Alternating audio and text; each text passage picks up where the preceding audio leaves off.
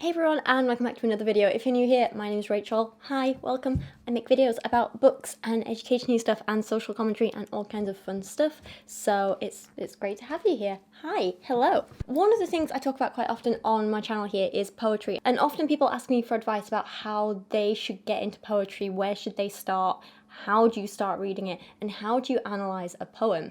Big questions I get are like, what should they read first? How do you ever really know what a poem's about? You know, how do you know if you're reading it right? How do we even start to analyse a poem? And I completely get it. Poetry can be really, really intimidating when you first start reading it, but it absolutely doesn't have to be. Like analysing any piece of writing, the key is just to take it slow, break it down into small sections, and keep reminding yourself of how those small sections fit together into a bigger picture or a bigger piece of literature as a whole. About a year ago, I made an intro to poetry video that you might find useful if you want to learn more about what specific poetic techniques are and how to identify them in a poem. But today I want to get a little bit more specific and show you how to go about analysing a poem from scratch, from the minute you first read it, and how that can kind of translate into actually analysing a poem, maybe like in an academic setting or an essay or something like that. So I'm going to be taking some examples from GCSE English Lit papers, which is like the exams you take in the UK when you're 16, and I'm going to be talking a little bit about what I did back in my exams, and we're going to be looking at a few questions and how they've changed over the years and how you kind of approach answering them. So hopefully this will be interesting for people who just are interested in poetry, and also a little bit helpful for people who are actually studying this in school. We'll see. For that reason, the main poem that I've chosen to look at in this video, and the one that I want to kind of compare it to, are, from what I can tell, both currently on the AQA GCSE English Lit curriculum or syllabus, whatever you want to call it. I know there are other syllabuses or curriculums or words, what's the right word? One of them. I know there are others, but AQA is the one I studied, and these poems are ones that I'm most familiar with, so I figured it would be the best choice to cover.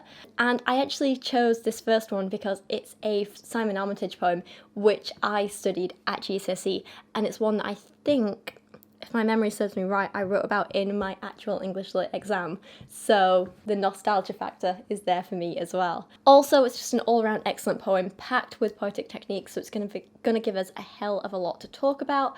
And both of these poems are about growing up and parent-child relationships and the different perspectives there, and so I think it's something that we can all kind of relate to. Not all of us have the same relationship with our parents, but I still think it's something we all think about and consider, and will have a personal emotional response to, whether that's, yeah, I get that, I feel the same way, or wait, I don't understand, why don't I feel this way? I think you'll have an emotional response, which is what's important. I don't know, basically I thought these were good choices. And like I say, if any of you are studying these poems in school, hopefully that'll help you out a little bit as well. So the poems I want to cover today are Simon Armitage's Mother Any Distance and Cecil Day Lewis's Walking Away. Armitage wrote his poem in 1993, Day-Lewis wrote his poem in 1962. Both cover these themes of growing up and parent-child relationships, but from very different perspectives. Armitage looks at it from the kid's perspective, finally kind of letting go of his mother, but still sort of seeing her clinging on and stuff, whereas Cecil Day-Lewis looks at it from the perspective of a parent seeing their child grow up and walk away from them. And there is a hell of a lot we can talk about in both of these poems. But first, I kind of want to take you through how to read a poem from scratch. How do you analyse it from the very beginning? So step one is simply to get your poem and read through it several times in your head, out loud, listen to someone else read it, get different perspectives. If it helps you, maybe you want to write it out for yourself, because that'll help it kind of like get in your head a little bit more. I always find that making notes on something helps me learn it and remember it and understand it more, so maybe you want to copy out a poem for yourself. It can give you kind of like a greater appreciation for every single word that's in there and the placement of them. Or sometimes you might just want to hear it spoken in different ways. So that's what we're going to do first. Mother, any distance greater than a single span requires a second pair of hands. You can help me measure windows, pelmets, doors, the acres of walls, the prairies of floors. You at the zero end, me with the spool of tape, recording length, reporting meters, centimeters back to base, then leaving, up the stairs, the line still feeding out, unreeling years between us. Anchor, kite. I spacewalk through the empty bedrooms, climb the ladder to the loft, to breaking point, where something has to give. 2 floors below, your fingertips still pinch the last 100th of an inch. I reach towards a hatch that opens on an endless sky to fall or fly. So at this point you've read through, you've kind of got an understanding, and it's a really good idea to kind of paraphrase what is happening in the poem so you understand the narrative or what it's describing at its most basic surface level. So in this poem here, and I don't have a printer so I type this out, so please excuse all my typos and mess, but in this example, the first stanza here is about a kid moving into a new home and asking his mum to come help him with taking measurements and getting things fitted and stuff like that. In the second stanza, the actual measuring starts, and he starts to kind of like feed out the tape, and she's there holding the 0 end while he's off doing all the actual measurements and stuff. She's just kind of doing the holding, the grunt work. She's sort of stuck behind while he's off doing all the actual work. She's kind of still stuck there in the same place in the house while he's off exploring, going to different rooms, to different floors and so on. Finally, in the third stanza, he's completely by himself, and he realises how far away he is from his mother, who's 2 floors below him downstairs, still at the 0 end of the tape measure, still trying to cling onto it and still holding onto it, when he reaches the attic and he realises that this tape measure won't stretch any longer. Even though, you know, it's been all over the house and stuff, he can't extend it anymore, and he has to let go, and he reaches the roof, and he opens a window, and he's thinking, well, the only way really is out. I need to go this way. It means letting go of the tape measure and letting go of that anchor back to my mother, but I need to do it. And he doesn't know what's going to happen, to fall or fly. So once you have a rough idea of the narrative structure of the poem, the next thing is to say, well, is this an allegory for something else? Is this telling another story? And of course it is. This isn't literally about a man taking measurements in his home. It's all an allegory for the parent-child relationship and the child growing up and still needing his parents' help, but also at some point realizing that there's a limit and that he needs to let go and do things by himself. Once you understand this, you can start going through and picking out specific poetic techniques. So highlight instances of metaphors, similes, figurative language, imagery, alliteration, consonants, assonance, rhyme, rhythm, the meter, what form is it using, what's the structure. Again, if you want to find out more about these, go check out my intro to poetry video, but for now we can go through this and start having a think about what they are and finding them. First up, we're going to take note that there are 3 stanzas. The final one is a lot longer than the other 2, so start thinking about what that means. So we have 4 lines, and 1, 2, 3, 4, 5, 6, and 7 lines. Next, you might want to start looking at where there's rhyme, because there's lots of internal rhyme in this. There's also some half rhymes, and it kind of really helps make the poem flow. Some of them you might need to kind of hear it in Armitage's Yorkshire accent to make them rhyme. So for example, many people won't hear the rhyme in span and hands, but when you say it in a Yorkshire accent, it's span and hands. Span and hands. It does rhyme. So you can make a note of this. What else have we got? We have doors and floors. You've also got lots of repeated A sounds in this throughout. Span, hands, walls. Okay, maybe not the acres. I don't know why I highlighted that, but there we go. You've got a little bit of assonance here with tape and bait. A little bit with stairs and years-ish. It's half there, half there. Of course, you have pinch and inch. It's a big one. Reach towards a hatch in the sky to fall or fly. And this is the big one, ending on a big obvious rhyme of sky and fly. Make note of this stuff. Now let's start thinking about figurative language and similes and metaphors, if I can even speak. We've got some literal descriptions here with, you come help me measure windows, pelmets, doors.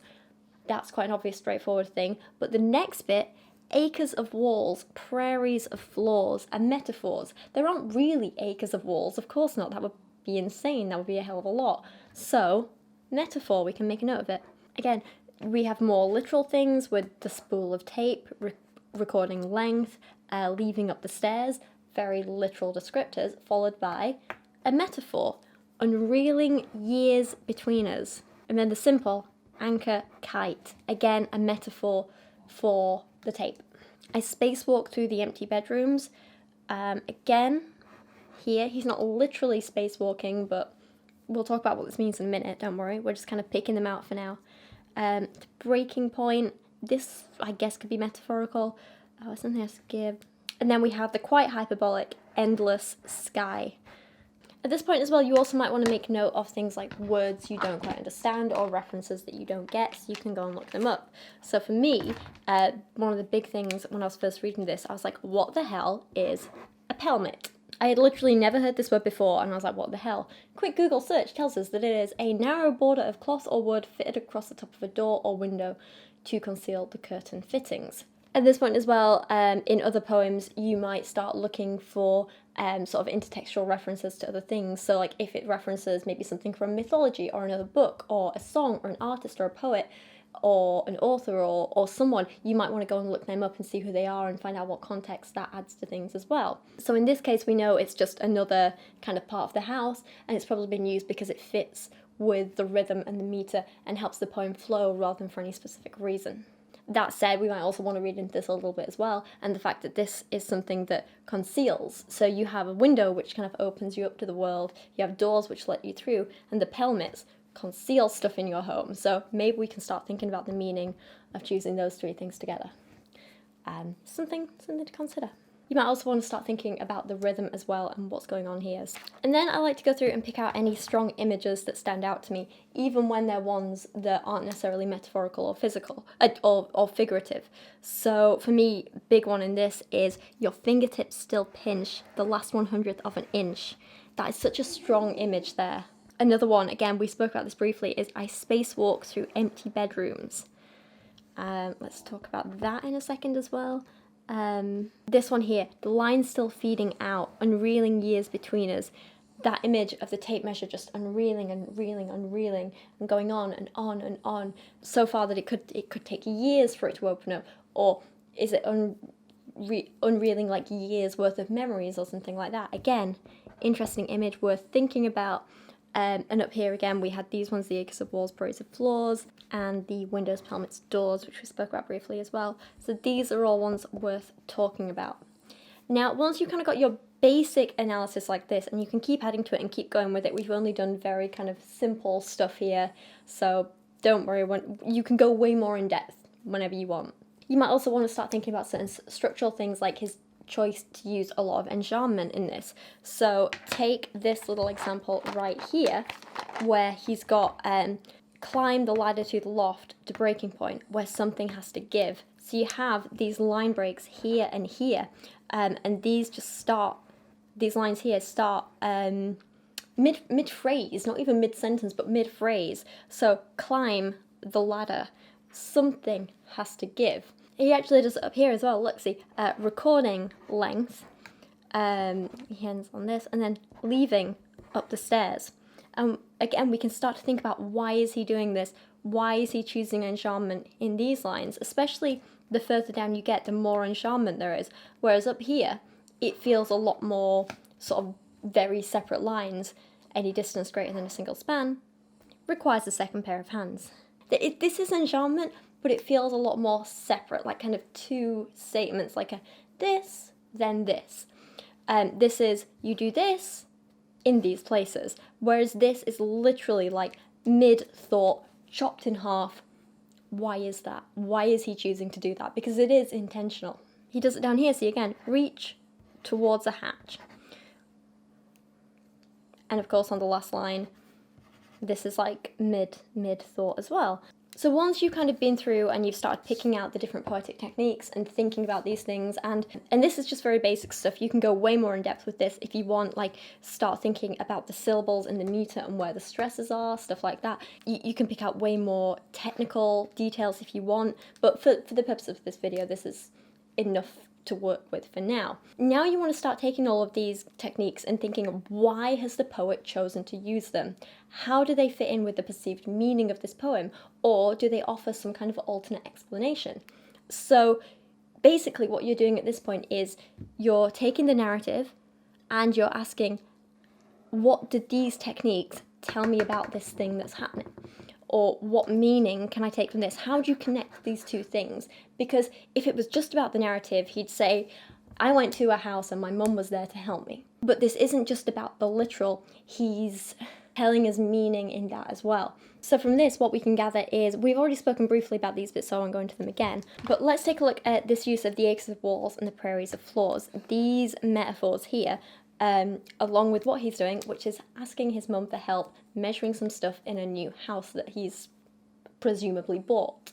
How do these fit in? So he could just say, you came to help me measure some stuff, you helped me measure the walls and the floors, whatever. You could even say there was a lot of measuring to do, but he didn't. He chose these metaphors for a reason, and that's because he's trying to show how vast this task is and how it feels too much for one person, which brings it back to this little line here about requiring a second pair of hands. He's saying, I can't do this on my own.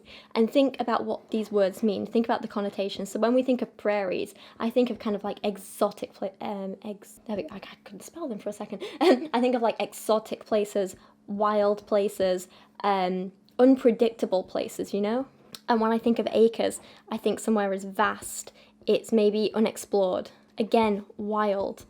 I also kind of think back to things like the 100-Acre Wood in Winnie the Pooh. Whether that one was intentional on the poet's part, I don't know. But for me, that kind of like throws in a little nostalgia and links it back to childhood again. And this idea of still kind of being a kid at this point and still needing your mum. You're still, you know, bit of a kid at heart reading Winnie the Pooh books. So these are telling us that, you know, this house, it's vast, it's wild. He doesn't really know what to do. He can't predict what he's going to find, and he needs someone there with him because this is too much for him to do on his own. This is too much for one person, and sometimes you still need your mum. And so it all ties back in with this big statement here about requiring a second pair of hands. So take another example here. So in the second stanza, his mum's actually helping him, but he's starting to kind of explore more. He's starting to go out into the house himself, alone a little more, so he's realizing that maybe he doesn't need his mum, but he's still testing the waters because he's still essentially clinging onto her via this measuring tape that they're both holding. So she's there at the zero end. So this idea of using zero end is she's at the beginning because she was there at the beginning when he was born. She's been there for him right from the start, whereas he's there with the spool of tape doing the work. He's doing the recording, the reporting, then leaving. And this is where the enchantment comes in. Then leaving up the stairs. This bit's kind of an afterthought. This is just a descriptor. The point is that he's leaving. This is him growing up, leaving the family home. But the line's still feeding out, unreeling years between us. This is him still having a connection to home. And this, you know, it's kind of showing on the unreeling the years between us. This is going on for a long time. He doesn't just get up and leave one day and then it's over and done with. This is a slow process of slowly unreeling as he slowly grows up. And it shows you how gradual the process of gaining independence and moving on from your parents is, but how you've still got her there at the zero end that he can go back to if he needs, because it's like an anchor. And these are where these bits come in. She's kind of keeping him stable, she's keeping him safe, she's holding him down, but then you also have the negative connotations of maybe she's pulling him down, maybe she's trapping him a little bit, maybe she's not quite letting him have the freedom that he needs. But then again, he uses the word kite here instead to kind of say that actually, no, maybe she is giving him a little more freedom, but he does still have her there as a safety net. You know, she's holding on to the string while he's he's the kite going off and having a fly, you know? So hell of a lot you can read into literally these two words here. And then finally, in the third stanza, we move on a little bit and we start to see that his mum is there 2 floors below, your fingertips still pinch the last 100th of an inch.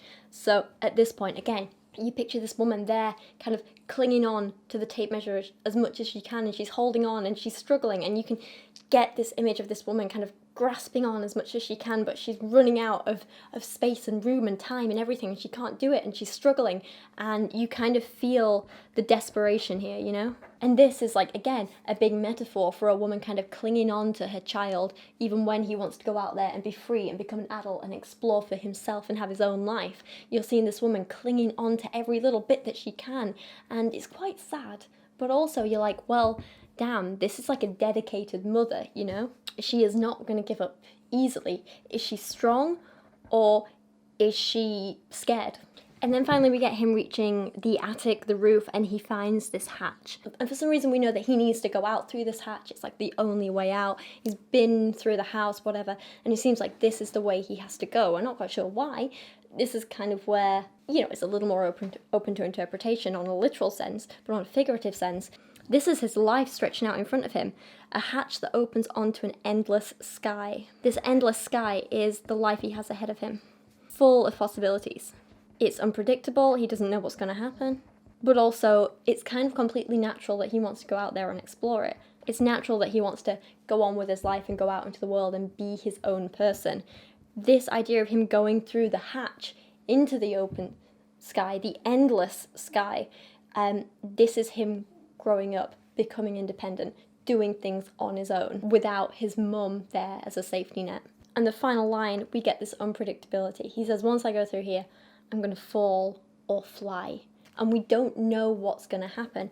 This means he could fail, he could get hurt, he could put himself in danger, or he might fly. He might be successful. He might soar. He might go out there and explore the world and have an amazing time. And we don't quite know. But I like the fact that this ends on a rhyme of sky and fly, because I think the emphasis is on the fly, which leaves us with a nice message of hope and excitement. And a little bit of wonder, you know? We don't quite know what's going to happen, but we think he's probably going to be alright. He's probably going to fly. That's what comes naturally. That's what's going to happen, probably. Even though there's that uncertainty, it's a nice little message of hope to end on. And so once you've done stuff like this, you can just keep going through and reading the poem and rereading it and picking out different things each time and looking for different interpretations and what things might mean. So maybe you guys will have different interpretations to this than what I do. I also find it interesting that he chose to focus on the mother, not the father. Is it because his mother was the one there from the moment of birth, because she was the one birthing him? She's the one who's been around the longest. Also, sorry, Kyra's eating, and if you can hear her, there might be some chewing noises. But why did he choose the mother and not the father? Especially because they're doing housework in this. Traditionally, you would ask maybe your dad to help you with housework, in terms of like DIY stuff, measuring, that kind of thing. So why did he choose his mother?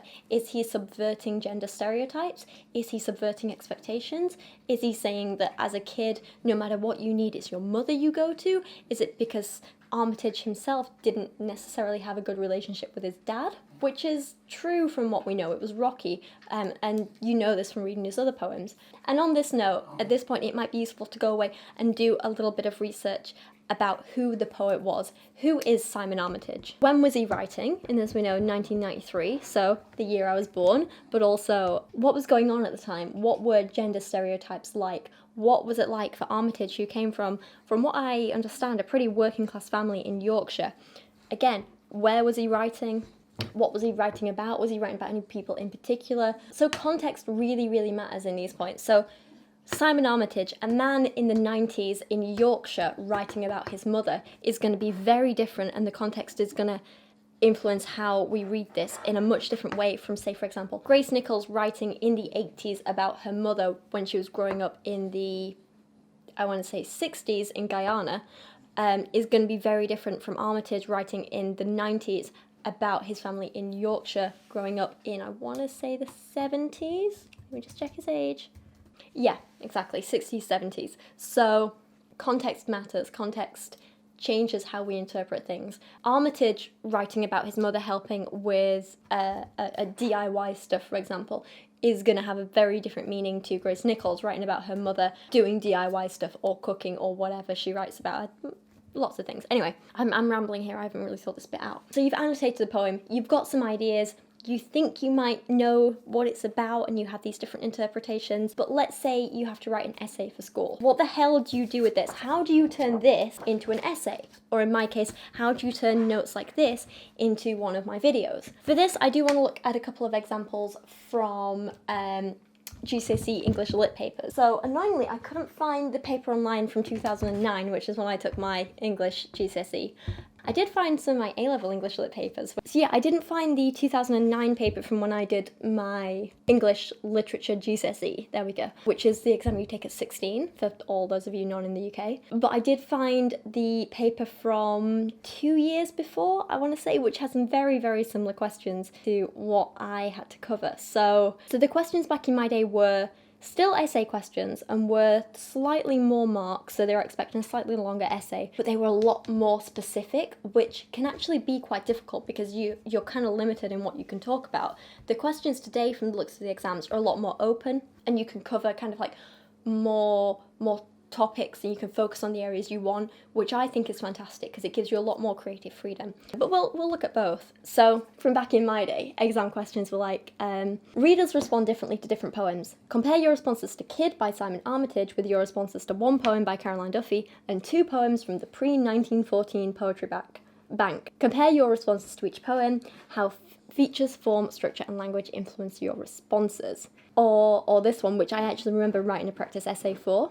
Compare how language is used to present the attitudes of speakers in 4 of your poems you've studied from the AQA English Literature Anthology. To do this, choose 2 poems from list A and 2 from list B.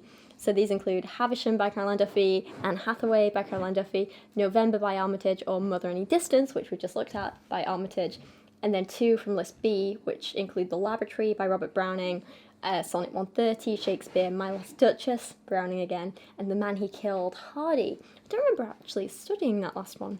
And I did all the others though. Compare what the attitudes of the speakers are and how the poets use language to present these attitudes. Oh, here we go. Here's another one from 2008. Again, I remember doing a practice essay on this. Compare how relationships are presented in Mother Any Distance Greater Than a Single Span by Simon Armitage with 1 poem from Caroline Duffy and 2 poems from the pre-1914 Poetry Bank. You should compare what the relationships are, how the poets use form, structure and language to present the relationships. Yeah. God, I remember these. Nowadays I look them up and the questions are, I think, thankfully, a lot more vague. So we used to get kind of pointers say, talk about how language does this, talk about how form does this, talk about how meter does this, or something like that. Whereas now it's more like, hey, here's one poem that you've studied. Compare this with any other one you want on this very vague topic. And I think that's great because it gives kids a lot more creative freedom and they can really focus on the bits that they're interested in their writing. So this, from a 2017 paper, was simply compare how poets present growing up in Mother Any Distance and in one other poem from the Love and Relationships Anthology, which I think is pretty damn fantastic. I really like what they've done with this in opening up and making the questions more general and allowing the kids more creativity and free thought. I think that's great, but that's just my opinion. So in this case, how would you write an essay like this? How would you analyse this? Compare how poets present growing up in Mother Any Distance and in one other poem. So we've already spoken about it in this. We've got our notes. We know how this presents growing up. But how do we translate that to an essay, and how do we compare it to another poem? Well, I have another poem here. Cecil Day-Lewis is Walking Away, and we're going to look at this in a second, but for now, let's just cover this one. So the way I always learnt to structure essays, and you'll also see it's the way I try and structure a lot of my videos as well, even though it's probably a little more subtle in some than others, but it's what I always try and stick to. And what I got taught with was PEEL, which is, so you make a point, you provide evidence, you explain how the evidence makes the point, and then you link it. And this link could be providing an alternate explanation. It could be linking to some kind of like thing in society or the context of the poem or something about the poet itself, or it could be comparing it to another poem and say, on the other hand, this other poem approaches this topic by doing this, this and this differently. You link it in some way. It could be you link it to a famous literary theory and you say, oh, well, theorists believe that representations of gender mean that blah, blah, blah, and this poem exemplifies that, or this poem subverts that by whatever. We'll get to it. But for now, the point, evidence, explain is the big thing when it comes to writing essays on a topic like this. So many teachers might find they tell you to make a point, find evidence and explain it. But I like to go the other way around, and this is what's always helped me in my exams. So I've spoken about this before, but my English Lit GCSE wasn't the best because we didn't have a teacher for like 4 months out of the year. And then when we did, we had a lot of catching up to do. But I still managed to scrape an A. But my A levels were where I really excelled in English Lit. And I got full marks on all my essay exams. And I got full marks on all my coursework in my final year. So didn't drop a mark that year, which is basically unheard of in A level English. So I know my technique works. I know it's good. And I literally won an award for literary criticism and analysis because of my essay writing. So I'm good with poetry analysis is what I'm saying. So when you have a question like this, compare how poets represent growing up in this and one other poem, what we want to do is start thinking, what in here shows growing up? And then I like to look for something that has lots and lots of literary techniques in it. Let's take the line about acres of walls and prairies of floors. I'm choosing to use this and make this my evidence. And this is like the big main evidence, and this is what I'm going to kind of structure everything else around. So I've got my evidence, and then only then am I going to start explaining this. So I'm going to talk about everything we spoke about earlier. I'm going to say, I'm going to list off the literary techniques. I'm going to point out what different words mean. I'm going to go through and say this metaphor means this might mean this. I'm going to go through different interpretations, and then I'm going to come to a conclusion about what all this means and summarize it as my point. So in this case, this line shows us how poets present growing up, because it shows us how becoming an adult, getting older, means experiencing new opportunities, which can be vast and wild and exotic and unpredictable and a little bit scary. They can be very, very exciting, and they can be something that we look forward to and want to explore, but at the same time, they can be unnerving because we don't know what to expect. They can be scary because it's so vast and there's so many possibilities. And even when it's in, and then you link it back to other bits of the poem, even when it's in, for example, in a house, and we know this because of the windows, pelmets and doors, even when it's in somewhere with confines, with boundaries, in somewhere safe that should be our home, when it's somewhere that we know has these defined walls, it can still seem so much bigger than it is, so much vaster than it is.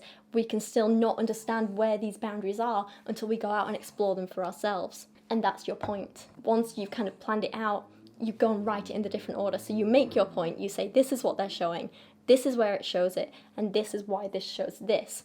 And then you bring in your link at the end. So then you might say, you're like, this is my point, this is my evidence, this is the explanation. And we know this to be the case because Armitage was writing in the 90s, and at the time in Yorkshire, parents and kids were expected to have this kind of relationship and do these kinds of things, and this was the norm, and this was this, and so on. You can do that. Alternately, you might want to link it to another poem instead. So in this case, you might say, you might make a point of how this is written from the perspective of a child, and kids think this, and blah, blah, blah, blah, blah. And then when it comes to your link, you might say, but on the other hand, while Armitage wrote from the perspective of a child, Cecil Day Lewis was writing from the perspective of a parent watching their child grow up without them. And then you do your analysis on this poem and you link them together and you find bits you can compare. Actually, let me read it to you, and then we'll talk about it and how they compare and how you can pick out bits of comparison. It is 18 years almost to the day, a sunny day with leaves just turning. The touchline's new ruled since I watched you play your first game of football. Then, like a satellite wrenched from its orbit, go drifting away behind a scatter of boys. I can see you walking away from me towards the school, with the path off of a half-fledged thing set free into a wilderness, the gait of one who finds no path where the path should be. That hesitant figure, eddying away like a winged seed loosened from its parent stem, has something I never quite grasped to convey about nature's give and take. The small, scorching ordeals which fire one's irresolute clay. I've had worse partings, but none that so gnaw at my mind still. Perhaps it is roughly saying what God alone could perfectly show, how selfhood begins with a walking away and love is proved in the letting go. So again, a lot to unpack here, and we could go through this and do a whole analysis, but for the sake of this video and it not being too long, because you know me, I can talk forever, we're just going to pull out a few little bits that I think you can make a direct comparison to Armitage's poem with. So big things I want you to take note of are, notice how, in this one, because it's the kid talking, he talks about kind of like his freedom and still clinging on to his mother as being quite gradual, you know, the unreeling years between us, you know, reporting back meters, centimeters, and you know, this is all slow, it's gradual. The process of growing up is very slow for him, and he inches away quite slowly and gradually. Compare that to Cecil Day Lewis's poem, in which the mother describes one day just turning around and seeing her kid and feeling like a satellite wrenched from its orbit. This is like way more violent imagery. It's way more sudden. This is also not as natural as this, because even though it's hard to explain this one. When we think of satellites, they can be man-made or they can be natural. You know, we're not really looking at it like that. But having a satellite wrenched from its orbit is something that doesn't happen naturally. It means something's knocked it out of its way, something's gone wrong, something's happened. Things generally, when they're orbiting, whether it's the moon orbiting the Earth or the Earth orbiting the sun, or a satellite, like a physical satellite orbiting, I don't know, like in our solar system or whatever, they don't generally fall out of orbit naturally. It's not what they're meant to do. They have to be wrenched from their orbit. They have to be pushed or pulled or moved in some way. It's a very unnatural thing. And so it's like this parent wasn't expecting it. It's like a shock to them. Compare that to this with the, the mother clinging on to her little measuring tape, and the son's there saying, hey, I'm going a bit further now, I'm going a bit further, as it unravels slowly. And it feels like the most natural thing to unravel this tape measure, you know? So this is way more, I guess, intense and unexpected than what's happening in Armitage's poem. What I also think is really, really interesting is how Armitage's poem kind of focuses at the end of the child becoming an individual and becoming successful in their own right. Whereas in this one, from the parent's perspective, it's about how, selfhood begins with walking away. Becoming an individual is something kind of inevitable once you let them go. What's kind of up in the air isn't whether they're going to be successful or not. That doesn't really matter to the parent. What matters is that the kid knows they're loved. And that's a very, very different ending to this one. In this one, I reach towards a hatch that opens on an endless sky to fall or fly. It's saying, I'm going out, I have to, I'm going out into the world. I don't know whether I'll be successful or not, especially without my safety net of my parents. This one here is saying, if you want kids to succeed, you have to let them go.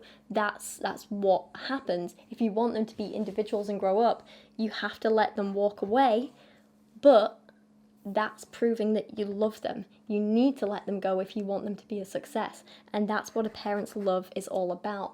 Very, very different approaches in these two, and I find them very interesting. Compare other things. So in this, he reaches towards a hatch that opens onto an endless sky, and you have all this enjambment here, which kind of suggests that it's just happening. And even though it's kind of gradual, and he's probably a little nervous, he's just doing it. He's going with it because that's what comes naturally. Whereas in this, the parent looks at their child and sees them as, like a half-fledged thing, and there's something, here we go, an hesitant figure. It's almost like they're still kind of babying their kid and seeing them as these young, naive, innocent things, like hesitating, not quite sure what's happening. But then again, we also get the impression that this kid here is a lot younger than Armitage in this poem. So this one is a kid kind of just on the edge of growing up, just about to start getting his independence. He's having his first taste of it, and the parent's like, damn, I need to let him do this and explore. Whereas in this, they're already kind of like part way along, and he's already part of being an adult, and he's further along with his journey. And here he's kind of coming to the end, whereas in this one, the kid's already kind of come to the end as well, or the beginning, if you want to put it that way, like the beginning of the next stage. But the child's already there, but the parent's looking back and reminiscing on the beginning moment, the very first moment. And that's something that is apparent in both of these. In this one, the mother's still clinging on to the, the zero end here. She's still clinging on to the beginning and looking back. In this one, the parent, again, looking back to the beginning, 18 years almost to the day. Brilliant. Anyway, there's so much more we could say about these poems, but I think I'm going to kind of leave this here today because I don't want to over-explain things to you. I'd like you guys to kind of go away and have a think for yourself and kind of examine these poems for yourself and make your own notes and your own ideas and form your own thoughts, because that's the fun thing about poetry, is that what you see in these poems will be very different to what I see in these poems. I've never really had a close relationship with my parents. I've never had the kind of relationship with them where I could call them up and ask them to help me with DIY stuff. Like I don't have that. I've never had that. And in this, you have a parent watching their kid's football game and stuff. my parents have never had any kind of like interest in anything I've done like that, so I don't have necessarily the personal connection to these poems to see things that other people will, but I can still get a lot out of them, and hopefully other people will as well. And this is where your kind of personal experiences and interpretations come in, and, you know, putting a little bit of yourself into the poems that you're reading, and that's the beauty of poetry, isn't it? Everyone can do that.